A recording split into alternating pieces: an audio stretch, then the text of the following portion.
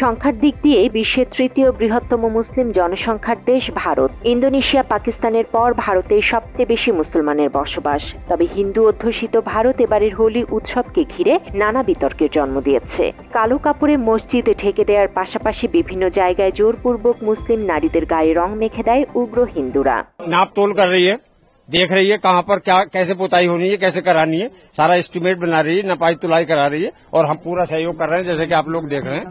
এবার মুসলিমদের পবিত্র রমজান মাসে হোলি উদযাপনের দিন নির্ধারিত হওয়ায় বিপাকে পড়ে ভারতীয় প্রশাসন। তার উপর হোলি ও জুমার নামাজ একই দিনে হওয়ায় বিভিন্ন প্রস্তুতি নেয় ভারত। প্রস্তুতির অংশ হিসেবে উত্তরপ্রদেশের প্রায় 20টির বেশি মসজিদ কাপড় দিয়ে ঢেকে দেয়া হয়। প্রতি বছরের মতো এবারও হোলির দিনে যেসব মুসলিম বাইরে বের হয়েছেন তাদের রং মেখে দিয়েছে উগ্র হিন্দুরা। জুমার নামাজ পড়তে গিয়েও রক্ষা পায়নি কেউ কেউ। মাত্র 30% টাকায় জমির মালিক হয়ে নতুন বাংলাদেশের গড়ে তোলার স্বপ্ন দেখা বাংলা বসতি।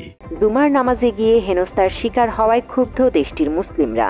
भाई मैंने उसको मना किया, नहीं माना तो क्या करे, उसके अंदर इंसानियत नहीं है तो क्या करे, चलो त्योहार था आप लोग मनाओ त्योहार। এর আগে কেন্দ্রীয়ভাবে সিদ্ধান্ত নিয়ে জুমার নামাজ পিছিয়ে দেয় ভারত। তাদের কথা অনুযায়ী সাম্প্রদায়িক সম্প্রীতি বজায় রাখতে এমন সিদ্ধান্ত নেওয়া হয়। তবে উত্তরপ্রদেশের দায়িত্বরত পুলিশ কর্মকর্তা জানিয়েছিলেন হোলির দিন মুসলিমদের বাইরে বের না হওয়াই উত্তম। তিনি বলেন, বছরে 52 দিন জুমা আসে আর হোলি আসে একদিন। কেউ রং মেখে দিলে সেটা মেনে নিয়েই ঘরের বাইরে বের হতে পারবেন মুসলিমরা।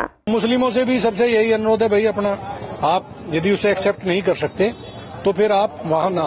साल में 52 जुम्मे होते हैं और होली का एक दिन है। जैसे पूरे साल ईद का इंतजार करते हैं तो हिंदू पक्ष भी होली का इंतजार करता है। হোলি উদযাপন নিয়ে এই পুলিশের মতোই কথা বলেছেন উত্তরপ্রদেশের মুখ্যমন্ত্রী যোগী আদিত্যনাথ।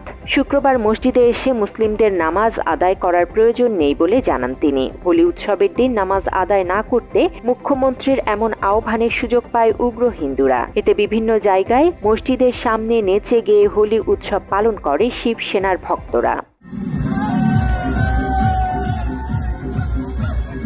বাংলাদেশে সংখ্যালঘু নির্যাতনের মিথ্যা অভিযোগে ভারত সব সময় সরব, কিন্তু তাদের নিজেদের দেশে মুসলিমদের যেভাবে নির্যাতনের শিকার হতে হচ্ছে তা নিয়ে মাথা ব্যথা নেই ভারতের।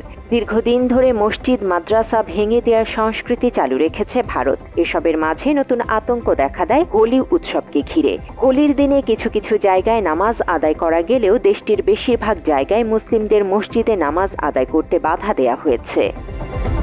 জান্নাতুল ফেরদৌস তমা, বাংলা এডিশন।